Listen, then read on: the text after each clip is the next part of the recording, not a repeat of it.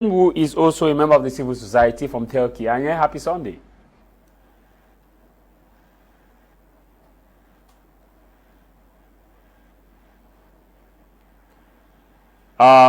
I know Anya was on standby. Happy Sunday.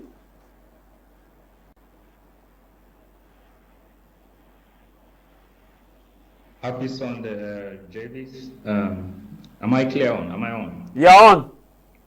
Okay, happy Sunday and happy Sunday.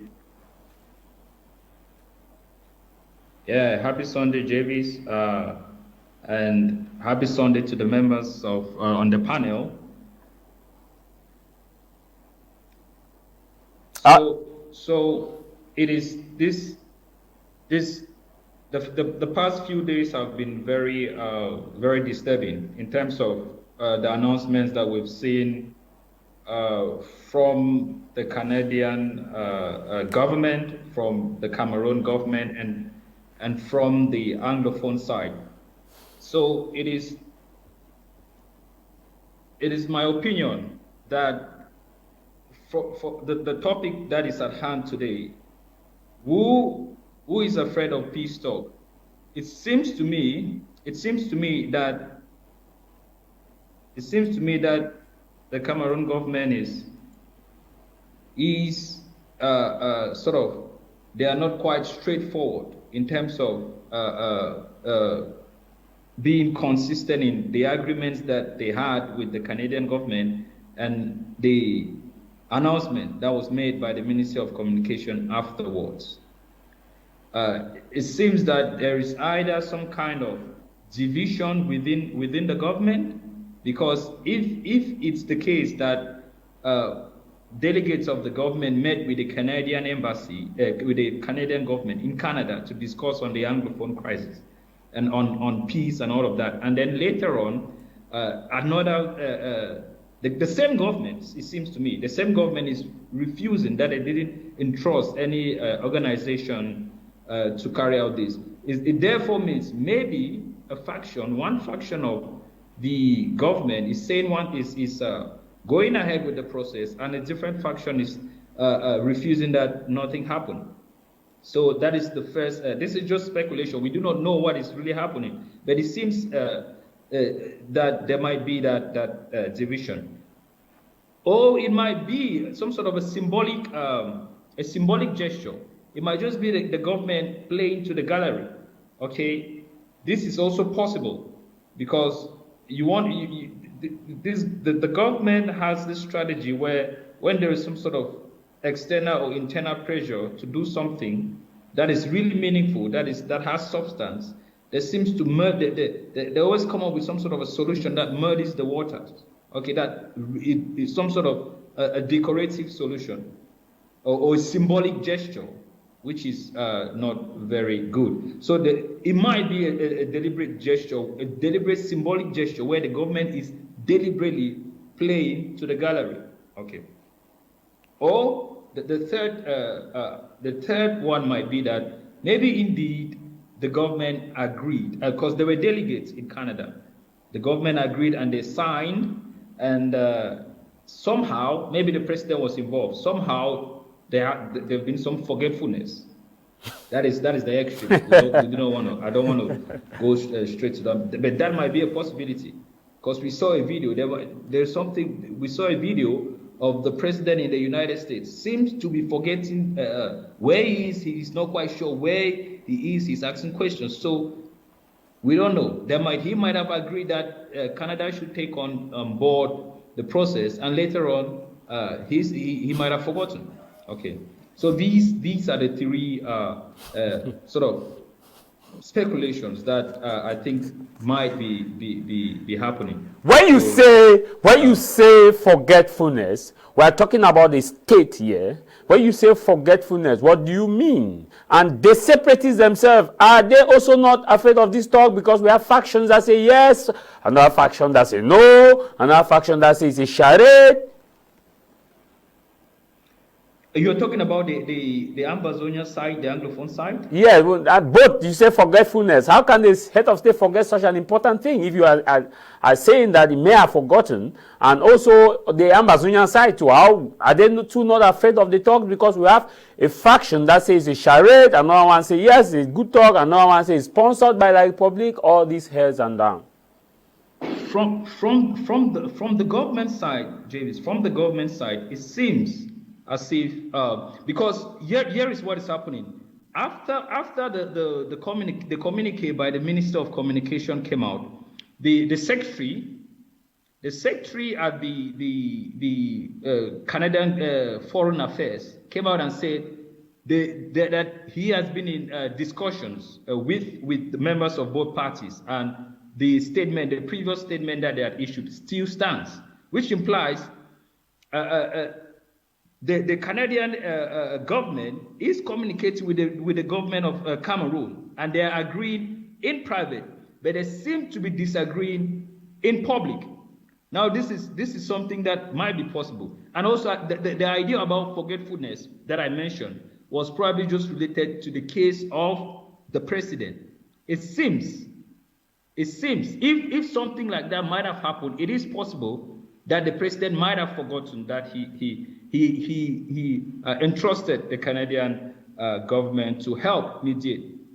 This is not unlikely. Okay.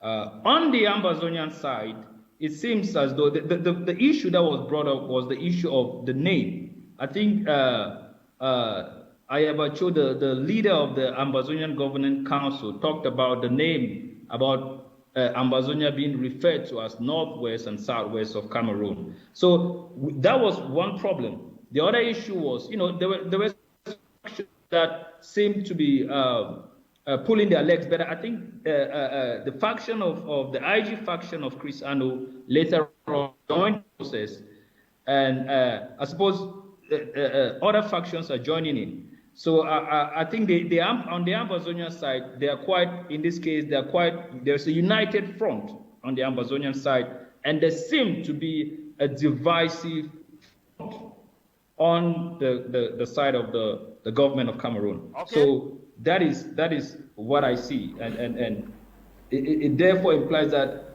there is the fear might be coming from the side of the government. Okay. Or it might be a deliberate play. We'll be coming back to you. Okay. Thank you very much. We'll be coming back to you. Let's continue the conversation here in the studio. We have Mr. Kimbang Vitalis, who is a member of the Cameroon's People's Democratic Movement, a very objective man. Mr. Kimbang, you listened to the announcement of the Canadian piece, the Canadian. So the project is just aiming. It's a consultancy service that targets 100% scholarship for students at the undergraduate level and master's level.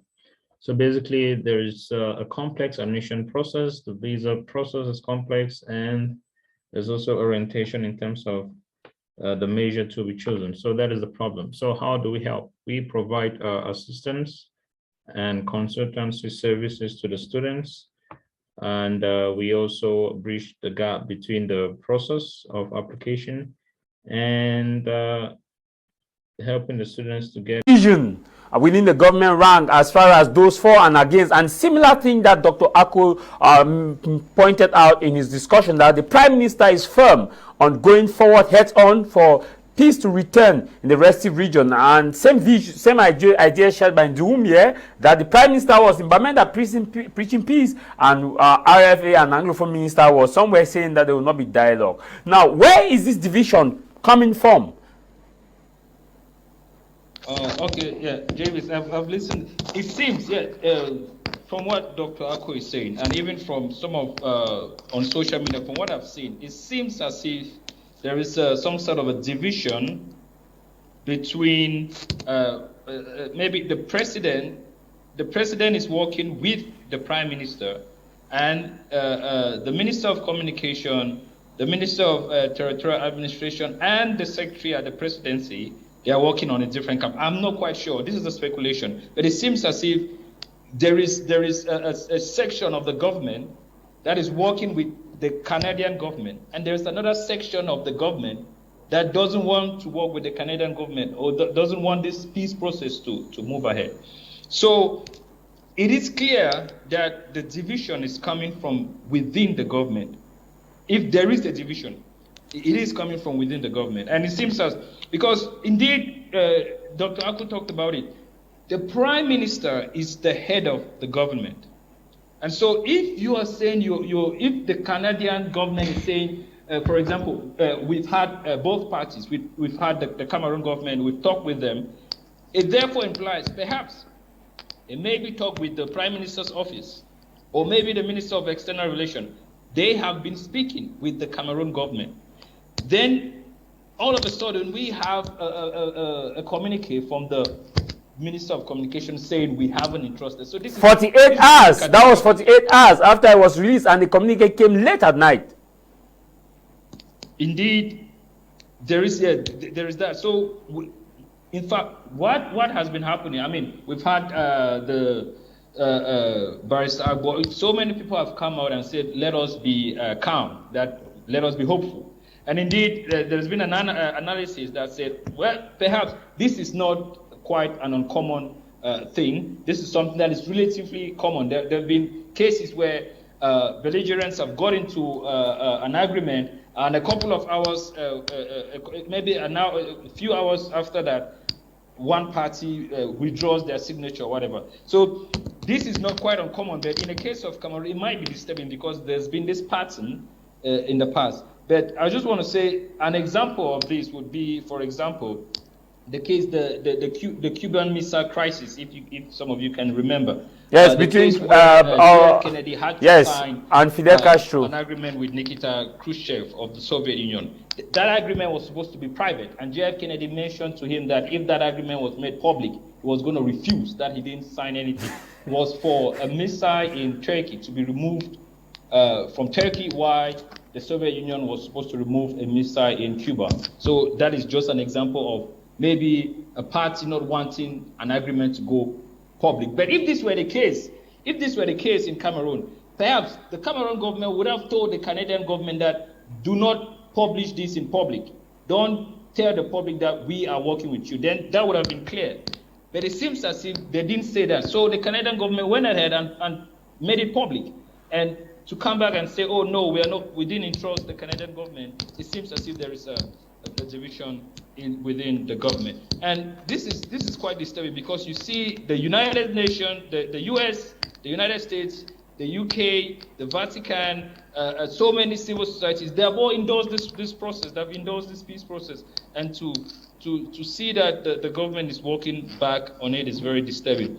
A couple of months ago, I joined the CDN, the Coalition for Dialogue. The CDN has been working, trying to provide a platform, a neutral platform. The CDN is a neutral organization. We are not in any way partisan. So we've been trying to provide a very neutral platform for all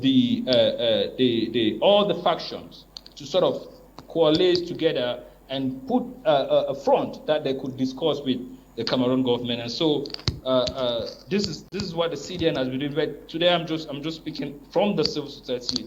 I have not been delegated by the CDN to talk. So this is the case from the Cameroon side. And just to say that the balance sheet of this conflict has been very disturbing.